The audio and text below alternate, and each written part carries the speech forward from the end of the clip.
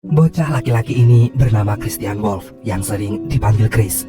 Dia adalah anak yang sama sekali tidak bersosialisasi, terlalu fokus pada kegiatannya dan selalu menggerakkan tubuhnya secara berulang-ulang. Karena khawatir dengan kondisi Chris, orang tuanya pun membawa bocah itu ke dokter syaraf. Sayangnya dokter itu mengatakan bahwa Chris menderita autis. Dia ingin meneliti sikap dan tindakan Chris dan lalu meminta izin agar Chris tinggal bersamanya.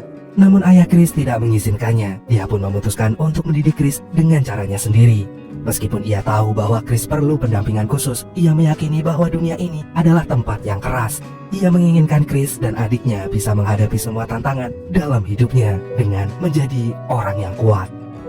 Semakin besar, Chris semakin terlihat menjadi anak yang tidak bisa bersosialisasi. Satu-satunya teman yang ia miliki hanyalah adiknya, Braxton. Chris mudah marah jika menghadapi sesuatu yang tidak teratur, dan sekalinya marah, Chris bisa membanting semua benda-benda yang ada di sekitarnya. Sayangnya, ibu Chris tidak sanggup lagi menghadapi ini semua. Ia pun bertengkar hebat dengan suaminya, lalu memutuskan untuk berpisah. Setelah itu, ibu Chris meninggalkan keluarganya, sehingga Chris dan Braxton pun akan diasuh oleh ayahnya.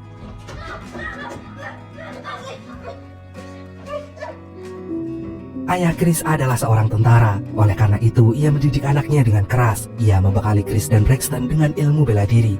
Bahkan sampai Chris sendiri pun hampir putus asa karena latihan itu sangatlah berat. Didikan yang keras ini terus berlangsung sampai Chris beranjak dewasa. Ayahnya mengatakan bahwa ia melakukan ini agar kedua anaknya bisa melindungi diri sendiri dan orang-orang yang mereka sayangi. Ayahnya menekankan jika pendidikan yang sangat keras ini bisa membuat Chris menjadi orang yang tangguh. Karena selama ini ia terlahir sebagai orang yang berbeda. Ayahnya pun juga berpesan kepada Chris, sebagai seorang kakak, ia pun harus bisa melindungi adiknya. Bertahun-tahun kemudian, Chris mengikuti jejak ayahnya sebagai tentara. Ia selalu mengikuti kemanapun ayahnya pergi. Dan suatu hari Chris mendengar bahwa ibunya meninggal. Dan oleh karena itu, ia dan ayahnya datang melayat ke rumah duka. Sayangnya karena Chris sudah lama berpisah dengan ibunya, ia pun diusir oleh keluarga baru ibunya. Orang-orang itu tidak tahu bahwa Chris adalah anak kandung dari sang mendiang. Hal ini pun membuat Chris marah. Ia mengamuk sampai harus diamankan oleh para petugas. Bahkan ayahnya yang ingin datang menolong pun akhirnya justru tertembak. Dan itu membuat Chris merasa sangat bersalah. Akan tetapi karena ia adalah penyebab dari keributan itu, Chris pun malah dijebloskan ke dalam penjara. Setelah berada dalam penjara, Chris bertemu dengan narapidana kasus pencucian uang. Orang itu bernama Francis. Selama di penjara, Francis sering menceritakan tentang permainan bisnis yang dilakukan oleh para mafia. Francis bercerita bahwa ia memiliki banyak musuh dan selalu diincar untuk dibunuh. Hingga suatu hari Francis pun ditemukan tewas. Hal ini membuat Chris sangat marah karena ia tahu Francis dibunuh oleh musuh bisnisnya. Oleh karena itu, Chris pun kabur dari penjara dan dia ingin membalas dendam. Hebatnya, Chris tidak membutuhkan waktu yang lama untuk itu. Ia berhasil menemukan para mafia yang menjadi dalang pembunuhan Francis. Setelah itu, ia pun membunuh semua mafia itu, bahkan mendahului polisi yang sebelumnya telah menyelidiki kasus ini. Aksi ini akhirnya mendapat perhatian khusus dari Raymond King, seorang agen Departemen Keuangan yang bertugas menyelidiki kasus-kasus pencucian uang yang berasal dari bisnis ilegal. Akan tetapi ketika Raymond ingin mencari tahu siapa orang yang berhasil menghabisi seluruh mafia itu, orang itu sudah menghilang tanpa jejak. Bertahun-tahun setelah itu, Raymond berhasil mencapai puncak karirnya. Ia telah menjadi kepala agen Departemen Keuangan dan sebentar lagi akan pensiun. Namun sayangnya sampai sekarang pun ia belum bisa menemukan orang tersebut. Sejauh ini ia hanya mampu mengumpulkan petunjuk, namun tidak pernah berhasil memecahkan teka-tekinya. Raymond meyakini bahwa orang itu sekarang sudah bekerja dan menjadi orang terpercaya dalam pasar bisnis gelap. Karena misteri belum terpecahkan, Raymond akhirnya meminta anak buahnya, Medina, untuk menyelidiki orang ini. Raymond merasa sangat penasaran karena orang ini beberapa kali terlihat dalam CCTV yang ada di ibu kota dan terlibat dalam setiap kasus mafia pencucian uang. Sayangnya penyelidikan ini selalu mengalami kebuntuan dan tidak pernah ada kejelasan untuk mengusutnya sampai tuntas. Raymond sebenarnya mengakui bahwa orang ini pintar dan sangat jenius. Ia pandai dalam menghabis jejak dan mengganti-ganti namanya dalam setiap kasus yang ditanganinya. Akan tetapi dari semua kasus yang pernah diselesaikan oleh Raymond, orang ini selalu disebut-sebut sebagai sang akuntan.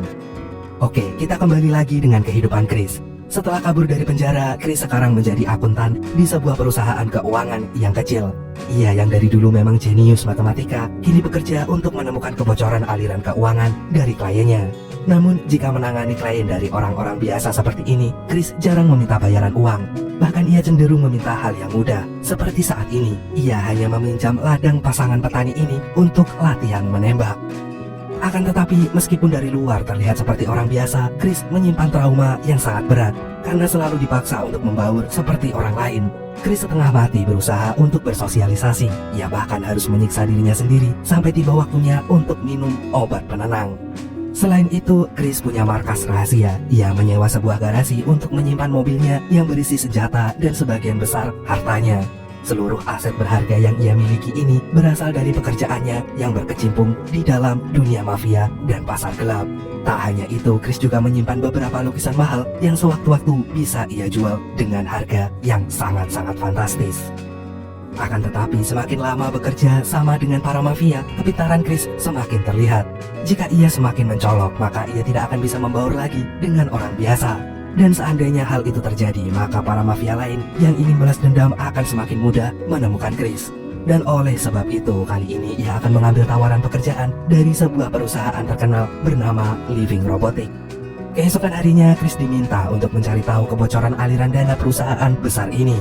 Awalnya, kasus ini ditemukan oleh seorang auditor internal junior. Sayangnya, ia tidak bisa menyelesaikan permasalahan ini karena sistem pembukuan perusahaan ini yang tergolong rumit. Namun, Chris adalah orang yang cerdas. Di hadapan para auditor senior, Ed dan Rita, ia yakin dapat menyelesaikan permasalahan keuangan ini. Setelah bertemu dengan Ed dan Rita, Chris bertemu dengan Lamar, sang pemilik perusahaan. Lamar menjelaskan bahwa perusahaannya memiliki 3 sektor pendapatan, sehingga itulah yang menyebabkan pembukuan keuangan di perusahaannya terlihat sangat rumit. Selain itu, Chris juga harus memeriksa seluruh laporan keuangan sejak 15 tahun yang lalu, yaitu dari perusahaan ini berdiri. Akan tetapi, Chris punya rasa percaya diri yang tinggi, dan oleh karena itu, Lamar yang tadinya merasa ragu dengan kemampuan Chris akhirnya mempercayakan hal ini kepadanya. Sementara itu di tempat lain, Medina memulai penyelidikannya. Awalnya ia mencari dari nama-nama samaran yang diberikan oleh Raymond sebelumnya. Sayangnya Medina tidak menemukan apapun kecuali nama para ilmuwan matematika. Namun Medina tidak menyerah. Setelah itu ia mencari foto sang akuntan yang terekam dalam CCTV. Kemudian meminta temannya dari departemen lain untuk menganalisa dan mencari identitas dari foto tersebut. Gak lama kemudian Medina mendapat laporan bahwa orang yang ada di foto itu adalah orang yang juga ditemukan dalam kasus pembantaian sarang mafia. Teman Medina itu juga menambahkan bahwa ia berhasil menemukan sebuah rekaman audio.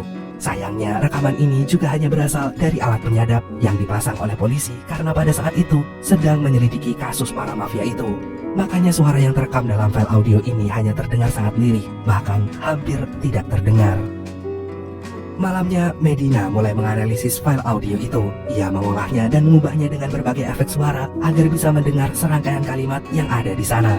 Sebenarnya Medina hampir menyerah, namun akhirnya ia menemukan efek suara yang cocok untuk suara berfrekuensi rendah itu. Lalu ia bisa mendengar suara itu yang ternyata merupakan kalimat dari sepotong puisi lama yang diucapkan secara berulang. Setelah itu, Medina pun meminta bantuan dari temannya untuk menganalisis audio yang baru saja ia temukan. Esok harinya, kembali lagi dengan kehidupan Chris. Ia mulai bekerja di kantor Living Robotics. Namun saat Chris tiba di sana, ia bertemu dengan seorang perempuan bernama Dana. Ternyata dialah auditor internal junior yang berhasil menemukan petunjuk awal dari permasalahan ini. Sayangnya pagi ini Dana sudah ketiduran karena kelelahan. Akhirnya Chris pun menyuruhnya pergi karena ia ingin mengerjakan ini semua sendiri. Maka dari itu Dana pun terpaksa pergi dengan canggung. Ia berharap bisa membantu Chris, apalagi ia sudah menyiapkan laporan keuangan perusahaan dari tahun pertama kantor ini berdiri. Namun tetap saja Chris menyuruh Dana untuk pergi. Siangnya Chris duduk di taman untuk memakan bekalnya. Ternyata di sana juga sudah ada Dana yang sedang makan siangnya. Karena melihat Chris, akhirnya Dana pun mencoba mengakrabkan diri dengan menceritakan hal-hal tentang dirinya. Dana yang pada dasarnya suka bicara menceritakan tentang minatnya yang ada pada bidang seni. Sayangnya ia justru menjadi akuntan karena ayahnya adalah seorang akuntan juga. Sebelumnya Chris kelihatan dingin dan tidak menanggapi cerita Dana, namun ia sebenarnya mendengarkan, bahkan menyukai hal itu. Sayangnya ia tidak dapat mengungkapkan perasaannya karena ia menyadari bahwa dirinya adalah orang yang aneh. Setelah makan siang, Chris pun memulai aksinya. Ia menulis dan mencatat laporan keuangan yang janggal, kemudian menghitungnya sampai ia bisa menemukan awal dari kebocoran aliran uang ini.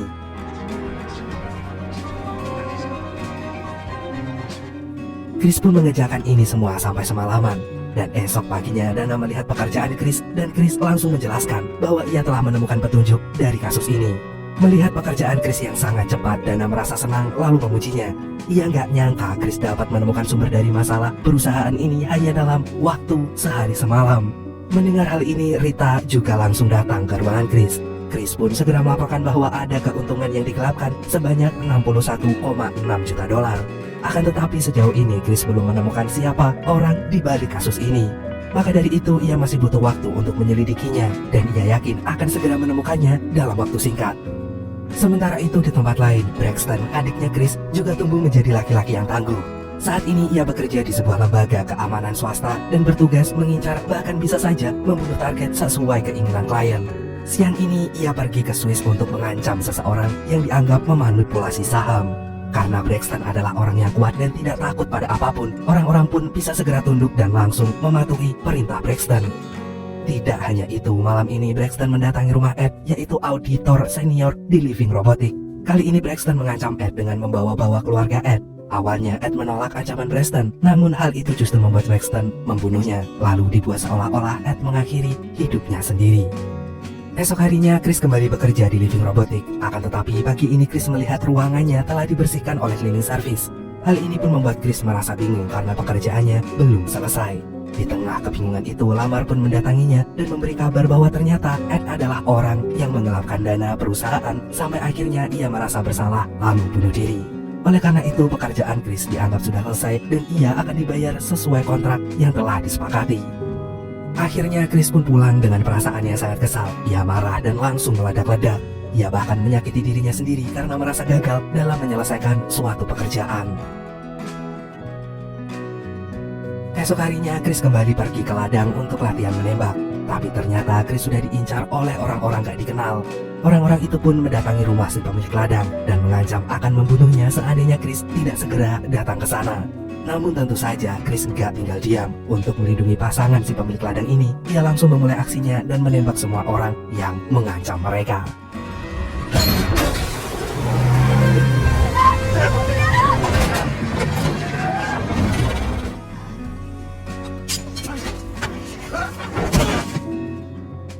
Hingga akhirnya kini tersisa satu orang yang langsung diinterogasi oleh Chris.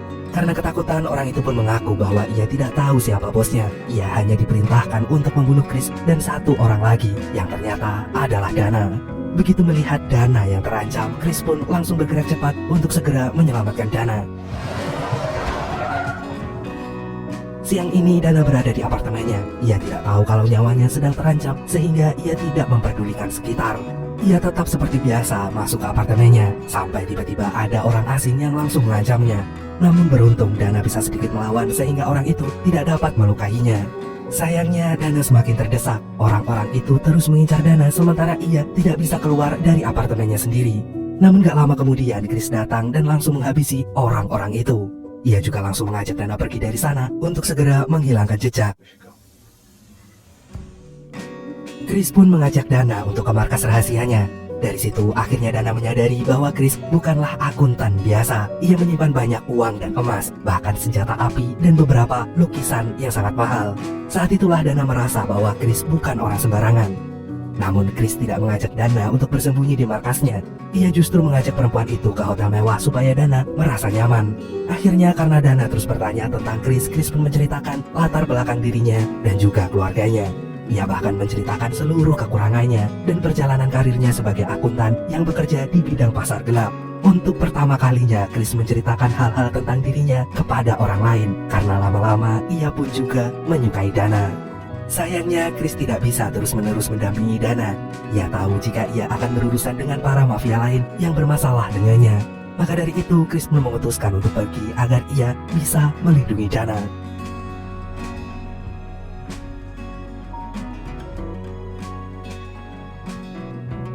Sementara itu di tempat lain, Medina terus menelusuri identitas sang akuntan. Menurut hasil analisa dari audionya dulu, orang ini terindikasi mengalami trauma berat dan menunjukkan gejala autis. Orang-orang yang autis cenderung memiliki ciri-ciri khusus, salah satunya adalah pintar berhitung. Hal ini pun mengingatkan Medina pada nama-nama ilmuwan matematika yang dijadikan nama-nama samaran sang akuntan. Dan oleh sebab itu, Medina berpikir bahwa mungkin saja sang akuntan berasal dari orang-orang yang memiliki pendapatan tinggi karena sebagai ladang pencucian uang bagi mereka. Maka dari itu, Medina meminta bantuan dari temannya untuk mempersempit pencarian dan mencari kemungkinan-kemungkinan lain yang bisa dijadikan petunjuk untuk mencari sang akuntan. Esok paginya pencarian pun mulai mengerucut pada satu nama, yaitu Chris Wolf. Akan tetapi ada dua orang yang memiliki nama yang sama. Salah satu dari orang itu hanya memiliki penghasilan rata-rata dan ia hanya berasal dari kantor akuntan yang kecil di pinggiran kota. Namun ketika Medina memeriksa hal itu, ia justru menemukan petunjuk baru dan menjadi titik terang bagi seluruh penyelidikannya selama ini. Akhirnya, Medina pun melaporkan hasil penemuannya kepada Raymond. Ia menemukan ada seseorang yang bernama Chris Wolf yang memiliki kantor akuntan kecil. Namun jika diselidiki lebih lanjut, Chris ternyata memiliki 5 perusahaan lain yang penghasilannya pun juga tidak besar. Akan tetapi seluruh pendapatan perusahaan itu jika digabung, Chris bisa mendapatkan penghasilan sebesar 1,2 juta dolar atau setara dengan 17 miliar rupiah per bulan. Namun anehnya, sebagian besar dari pendapatan itu justru disumbangkan ke sebuah yayasan sosial yang mengurusi anak-anak autis. Hal itu menandakan bahwa Chris tidak menikmati keuntungan ini untuk dirinya sendiri. Tetapi Medina tetap meyakini penemuannya bahwa Chris Wolf adalah orang yang mereka cari, yaitu sang akuntan. Keesokan harinya, Raymond dan Medina bersama timnya menggeledah rumah Chris. Sayangnya mereka nggak menemukan apapun yang mencurigakan, kecuali senjata api kecil dan sistem keamanan rumah yang dirancang sendiri. Hal-hal yang mereka temukan ini jauh di luar dugaan. Bahkan Medina pun memuji kepintaran Chris dalam membaur bersama orang lain, sampai ia tidak mungkin bisa dicurigai sebagai salah satu orang yang mengendalikan bisnis pencucian uang. Kejeniusan Chris ini tentu saja bisa membantu untuk menyamar dan bersembunyi dari para kejaran mafia. Sementara itu, Braxton dan anak buahnya mulai berjaga di rumah lamar. Kegagalan mereka dalam mengincar sang akuntan membuatnya mengantisipasi kedatangan orang itu. Malamnya, prediksi Braxton benar-benar terbukti. Rumah lamar tiba-tiba diserang secara diam-diam. Braxton pun langsung bersiaga karena ia menyadari bahwa anak buahnya yang mulai menghilang satu persatu. Akan tetapi, Chris adalah orang yang terlatih. Dalam waktu cepat, ia berhasil melumpuhkan anak buah Braxton dan memasuki rumah lamar. Braxton yang awalnya hanya memeriksa CCTV akhirnya keluar dan datang menemui sang akuntan. Namun begitu ia akan menembak orang itu, ternyata orang itu adalah kakaknya sendiri. Akan tetapi bukannya merasa senang, Braxton justru merasa kesal. Ia menganggap kakak dan ayahnya telah meninggalkannya sehingga ia harus memperjuangkan hidupnya sendirian. Chris pun tidak menyangkal hal itu karena ia juga merasa bersalah. Meskipun sebenarnya ia pergi karena ingin melindungi adiknya, namun bagaimanapun juga mereka adalah dua saudara yang sudah lama terpisah. Akhirnya setelah Braxton sudah merasa tenang, mereka pun membuat janji untuk bertemu. Namun saat ditanya alamat rumahnya, Chris gak mau menyebutkan. Ia hanya berjanji kalau dimanapun adiknya berada, ia pasti bisa menemukannya.